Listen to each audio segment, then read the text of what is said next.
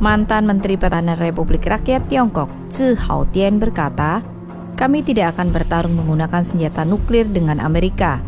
Itu sama saja dengan mati bersama. Kami tidak sebodoh itu. Tetapi menggunakan satu-satunya rahasia untuk menggunakan senjata non-destruktif yang dapat membunuh banyak orang, yaitu senjata biologis."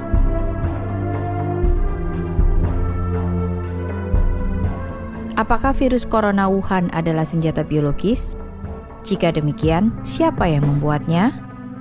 Baru-baru ini, para ilmuwan India mengindikasikan bahwa protein lonjakan dalam novel virus corona, COVID-19, yang pertama kali ditemukan di Wuhan, memiliki sisipan unik yang mirip dengan HIV.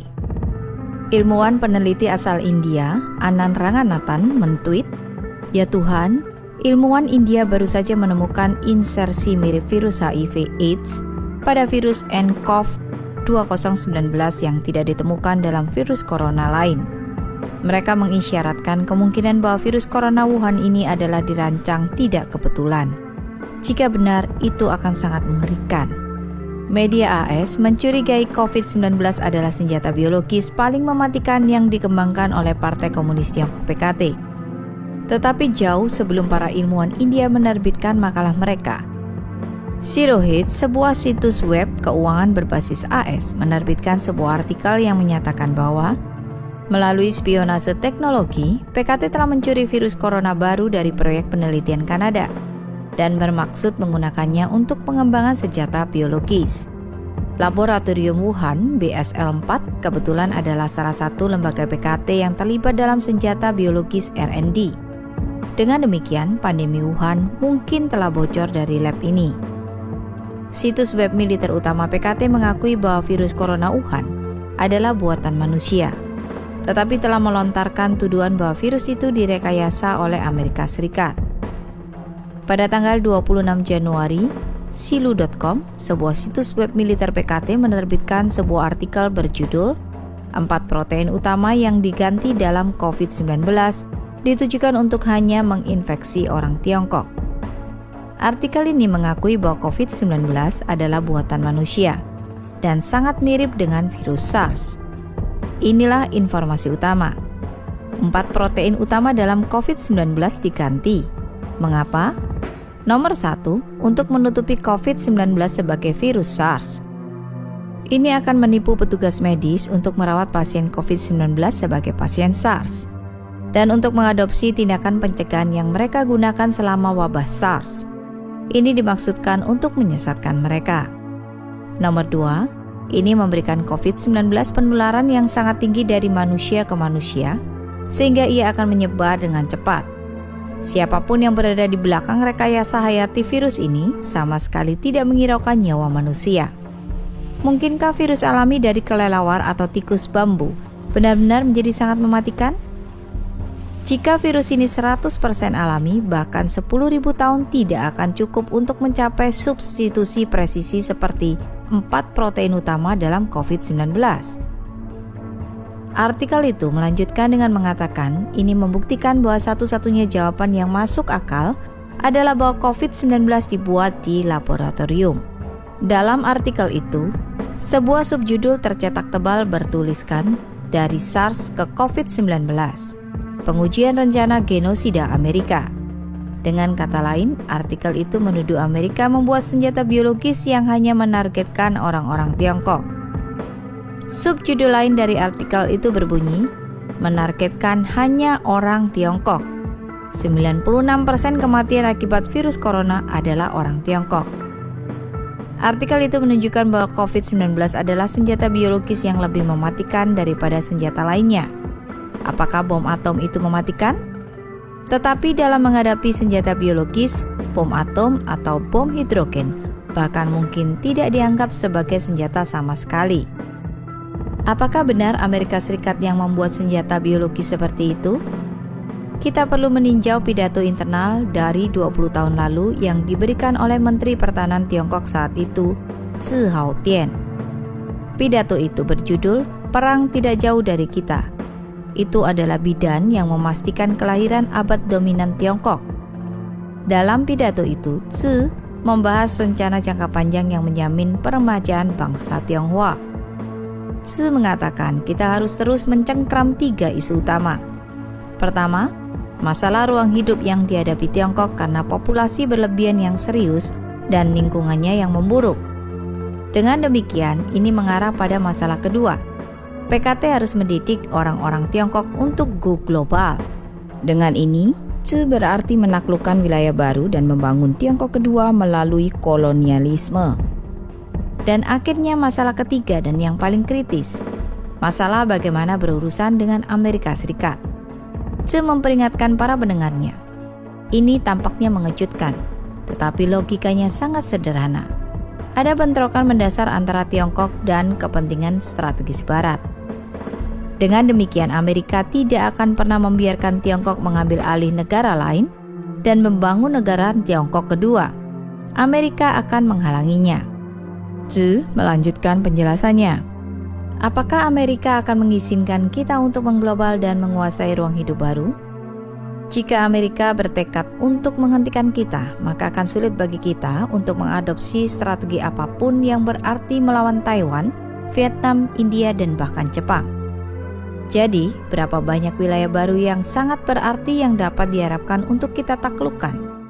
Sederhana saja, hanya negara-negara dengan wilayah luas seperti Amerika Serikat, Kanada, dan Australia yang dapat memenuhi kebutuhan kolonialisasi skala besar kita. Tzu Haotian berkata, kami tidak akan bertarung menggunakan senjata nuklir dengan Amerika. Itu sama saja dengan mati bersama. Kami tidak sebodoh itu.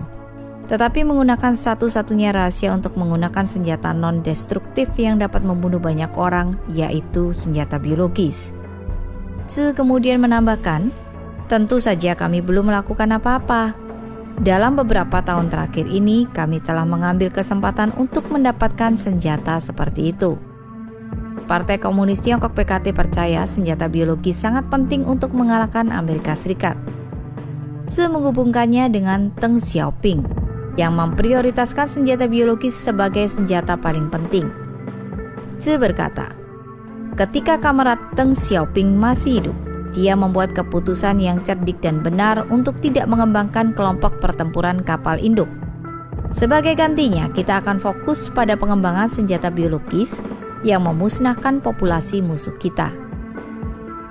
Meskipun sulit dipercaya, tetapi Tzu melihat dirinya sebagai seorang komunis kemanusiaan. Dia mengakui bahwa dia merasa bertentangan dengan hal ini. Kadang-kadang saya berpikir tentang betapa kejamnya bagi Tiongkok dan Amerika untuk menjadi musuh, kata Tzu. Bagaimanapun, Tzu mengakui bahwa Amerika membantu Tiongkok selama Perang Dunia II. Orang-orang Tiongkok ingat bagaimana Amerika membantu kami melawan imperialisme Jepang. Tetapi semua itu tidak lagi penting sekarang. Dalam jangka panjang, pertempuran antara Tiongkok dan Amerika adalah satu pertempuran yang hanya satu dari kami yang menjadi pemenang. Tetapi Amerika adalah negara paling sukses di dunia saat ini. Hanya ketika kita telah berhasil mempelajari segala sesuatu yang bermanfaat dari Amerika, kita berharap untuk bisa mendudukinya di masa depan. Kita tidak boleh lupa apa yang telah diajarkan oleh peradaban kita di masa lalu berkali-kali. Tidak mungkin ada dua harimau yang mendominasi gunung yang sama. Jadi kita harus membuat persiapan untuk dua kemungkinan hasil. Jika perang biologis kita terselubung dan berhasil, maka itu berarti perjuangan kita melawan Amerika dan mengakibatkan jumlah kematian paling sedikit dari orang-orang Tiongkok. Tetapi jika perang biologis gagal dan Amerika menanggapi dengan pembalasan nuklir, maka lebih dari setengah populasi Tiongkok kemungkinan akan binasa. Jadi kita harus memastikan bahwa kota-kota Tiongkok berukuran besar dan menengah dilengkapi dengan pelindung radioaktif. Namun untuk masa depan partai, negara, dan bangsa, kita harus maju dengan berani. Tidak peduli seberapa sulitnya hal itu, tidak peduli seberapa besar pengorbanan yang akan terjadi. Bahkan jika kita kehilangan lebih dari setengah populasi, ia dapat diregenerasi. Tetapi begitu Partai Komunis runtuh, semuanya akan berakhir selamanya. Sekarang setelah mengatakan itu, beberapa dari Anda mungkin bertanya-tanya, bagaimana dengan sesama rekan kita di Amerika? Ada beberapa juta dari mereka. Mereka mengatakan, bukankah Anda mengatakan orang-orang Tiongkok tidak akan membantai jenis mereka sendiri? Terhadap hal ini, Tzu berkata, rekan-rekan ini terlalu keras kepala dan tidak terlalu peduli pada kepraktisan. Jika kita bersikeras bahwa orang-orang Tiongkok tidak boleh membantai jenis mereka sendiri, bagaimana kita bisa membebaskan Tiongkok? Selain itu, kebanyakan orang Amerika keturunan Tionghoa menjadi beban bagi kita, dalam arti bahwa mereka telah tenggelam dalam pemikiran bourgeois dan liberal, dan mereka kurang menerima kepemimpinan partai kita. Jika mereka ingin selamat dalam peperangan, nanti kita harus melancarkan kampanye politik untuk menghadapinya dan mengubahnya. Jangan lupa, ketika kita mengalahkan kaum nasionalis Tiongkok Kuomintang dan membebaskan daratan Tiongkok, begitu banyak kaum bourgeois dan intelektual menyambut dan mendukung kita. Meskipun demikian, nantinya kita masih harus membersihkan dan mengubahnya melalui kampanye anti-revolusioner dan anti-kanan. Beberapa sifat alami orang-orang ini tersembunyi sangat dalam. Kami harus mengungkapkan siapa mereka sebenarnya melalui revolusi budaya. Ideologi Barat telah mendominasi dunia. Pemuda-pemuda kita telah dipengaruhi oleh pemikiran Barat tentang penghormatan terhadap kemanusiaan dan hak asasi manusia. Jadi kita tidak tahu pasti apakah orang-orang kita mendukung kita. Jika mereka menentang kita membersihkan Amerika, maka kita pasti harus melakukan langkah-langkah untuk menghadapinya. Karena itu, semua orang mungkin mengerti mengapa kita baru-baru ini memutuskan untuk lebih mempromosikan ateisme. Jika ateisme Barat ingin datang ke Tiongkok untuk melemahkan kita, dan jika orang-orang Tiongkok ingin mendengarkan Tuhan dan mengikutinya, lantas siapa lagi yang dapat mendengarkan kita dan mengikuti kita? Jika orang-orang kita mempertanyakan kemampuan Hu Jintao dalam memerintah dan meminta untuk mendirikan entitas pengawas untuk mengawasi perilakunya, dan jika pengunjung gereja mempertanyakan mengapa kami telah mengambil alih tempat Allah di gereja-gereja mereka, lalu bagaimana mungkin partai kita terus memimpin Tiongkok? Sekarang kita berada pada saat yang kritis, sebanding dengan ketika pasukan revolusioner kita saat itu sedang mempersiapkan diri sebelum menyeberangi sungai Yangtze. Tetapi selama kita fokus pada hal yang paling mendasar, yaitu mempersiapkan perjuangan militer, Komite Sentral percaya jika kita dapat menyelesaikan masalah Amerika, semua masalah dalam negeri kita juga akan dapat terselesaikan dengan mudah. Jadi, di permukaan, persiapan militer kita menargetkan di Sensor, tetapi sebenarnya ia menargetkan Amerika, dan tujuannya jauh melebihi mengalahkan kapal induk dan satelit AS. Dalam artikel itu, Tzu juga mengatakan, perkembangan ekonomi kita sebenarnya untuk mempersiapkan perang. Ini bukan untuk meningkatkan kehidupan orang-orang Tiongkok dalam jangka pendek. Ini juga bukan untuk membangun masyarakat kapitalis yang berorientasi konsumen. Dia secara terbuka menyatakan, kami masih menekankan pembangunan ekonomi sebagai fokus, tetapi pada kenyataannya pembangunan ekonomi berfokus untuk perang. Pada tahun 2003, tak lama setelah pidato Tzu Hautian, ia mengundurkan diri sebagai Menteri Pertahanan, dan pada tahun yang sama, SARS, coronavirus, pecah di Tiongkok. Secara kebetulan juga, di tahun yang sama otoritas Tiongkok memutuskan untuk membangun laboratorium virus P4, BSL-4 di Wuhan. Berdasarkan konten dalam pidato Tzu, mungkinkah virus COVID-19 yang dimulai di Wuhan berasal dari lab P4 Wuhan? Grid Game India percaya bahwa COVID-19 dapat menjadi senjata baru sebagai bagian dari skema PKT untuk mewujudkan komunisme jahatnya di seluruh dunia. Coba pikirkan semuanya. Bukankah ini sesuatu yang benar-benar menakutkan? Siapa di belakang senjata biologis ini? Mengapa mereka membuat senjata biologis ini? Negara-negara Barat belum memahami motif tersembunyi mengapa Tiongkok ingin ambil bagian dalam membangun laboratorium BSL-4. Seperti yang kita bicarakan di kota Wuhan yang merupakan kota metropolitan utama di Tiongkok dan tidak jauh dari laboratorium BSL-4 PKT, COVID-19 terus menyebar dan menimbulkan kekacauan. Stephen K. Bannon berkomentar bahwa orang-orang di Barat mengalami kesulitan memahami gagasan bahwa beberapa pemerintah dapat membuat senjata semacam itu di laboratorium, kemudian melepaskan senjata-senjata ini untuk membunuh rakyat mereka sendiri. Ini belum pernah terjadi sebelumnya dalam sejarah manusia, dan pemerintah di Barat tidak bisa mempercayainya. Dan langkah pertama adalah mencari tahu apakah virus corona Wuhan itu alami atau dibuat di laboratorium.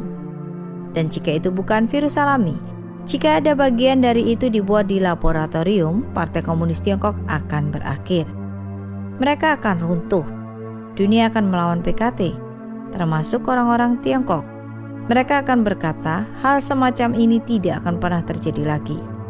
Karena itu, situasi epidemi di Wuhan harus segera diselidiki, dan dunia perlu mengetahui kebenaran tentang apa yang terjadi.